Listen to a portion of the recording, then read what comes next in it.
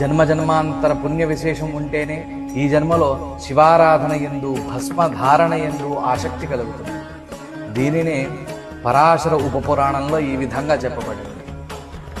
అనేక జన్మ సిద్ధానాం శ్రౌత స్మార్తానువర్తినాం వేదోక్తేనైవ మార్గేణ త్రిపుండ్రోద్ధూలనే రతి.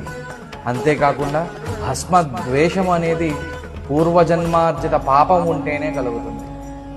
దీనినే సూత సంహితలో మహాపాతకయుక్తానాం జంతూనాం పూర్వజన్మసు త్రిపుండ్రోద్ధూలనే ద్వేషో జాయతే సదృఢం బూధా. అంటే పూర్వజన్మలో పాపము చేసిన వారికి మాత్రమే భస్మధారణ యందు శివ ఆరాధన యందు ద్వేషం కలుగుతుంది. శివుడు భస్మము భస్మధారి వేరు కాదు. శివుని యందు భస్మము యందు భస్మధారుల యందు ద్వేషము దూషణ ఎప్పుడూ చేయరాదు.